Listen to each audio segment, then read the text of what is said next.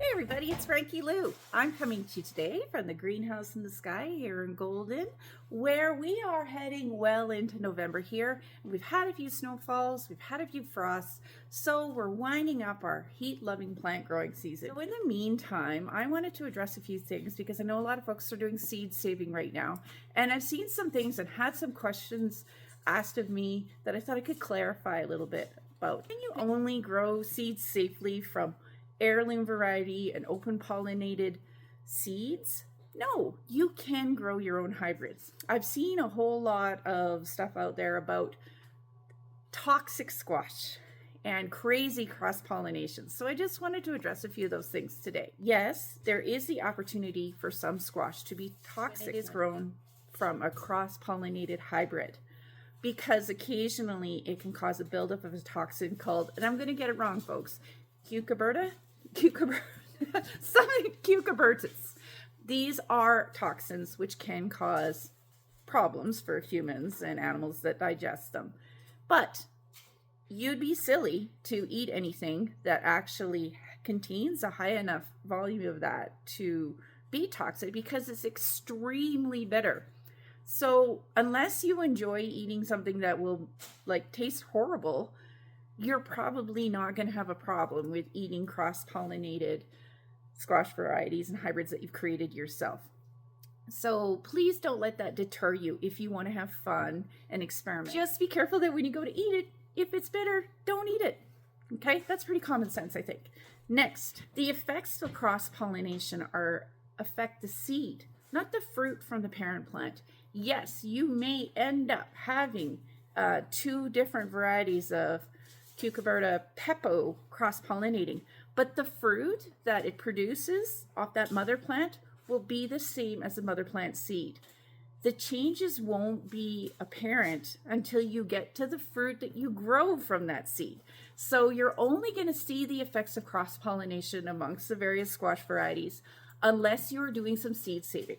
Does that make sense? So there are basically 4 different families of squash that we tend to eat as farmers. So I'm going to show you what some of those are. The most common one, the one that there's the most varieties of, is pepo. Pepo includes most of those varieties of summer squash that we eat quite frequently, and we have a lot of in our little homestead gardens.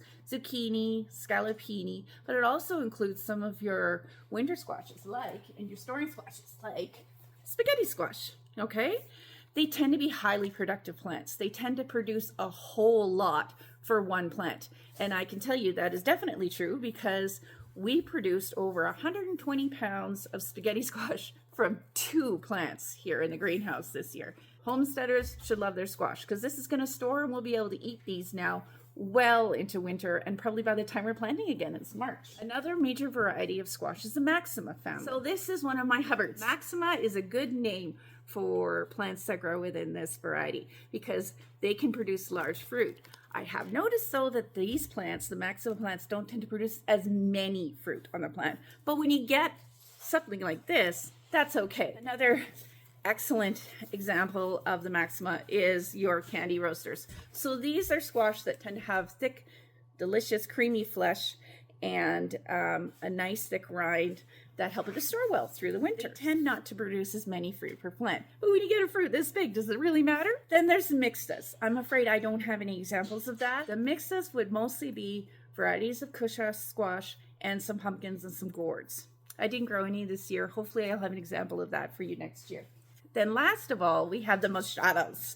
I'm sure I'm saying it wrong, but boy, you don't want to avoid growing these, because these are very highly productive plants. That's another thing I've noticed, that honest, this is the tromboncinos, and we got so much off of these plants, both small and large, and the butternut.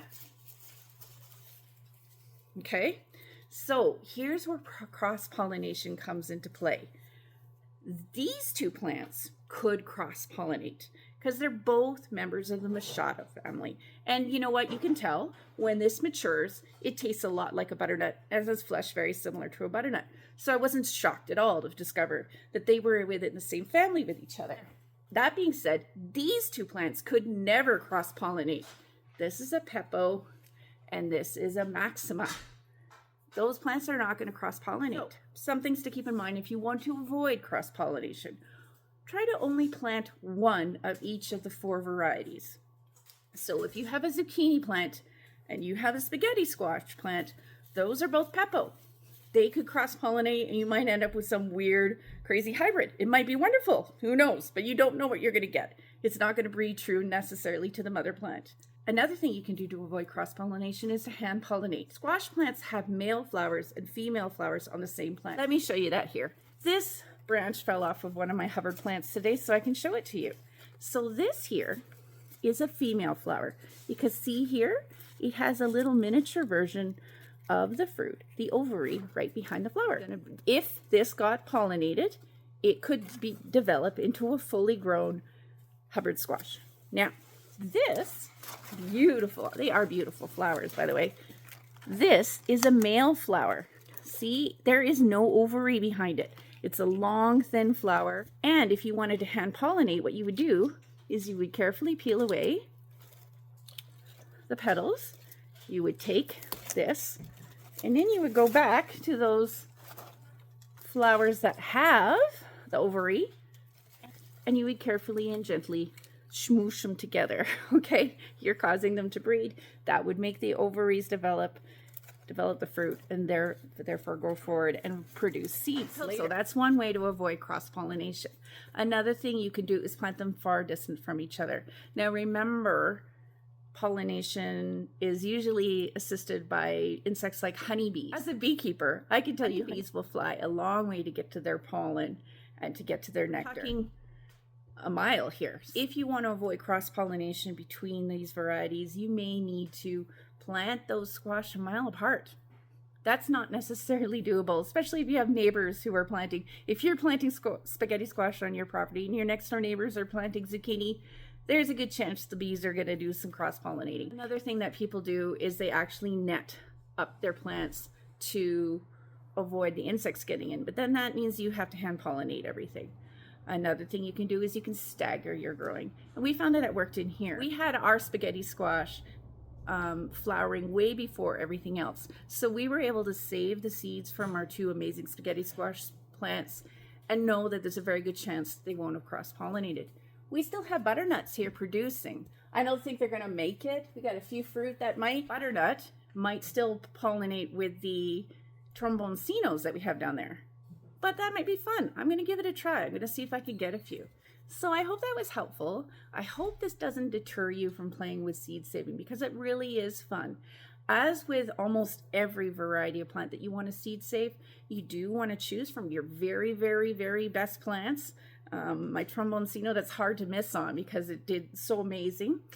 Another thing you want to do is make sure it's fully ripened. Make sure that that fruit is fully ripened before you pick. Please ask questions, because that's where I get the ideas for this content. I want to make sure that I'm providing you with info that you want to know. We'll be sharing more info about the 4-season geothermal greenhouse build soon. Stick around if you want to see some of that. And as always, I hope you'll take this chance to grow together today. Have a good one.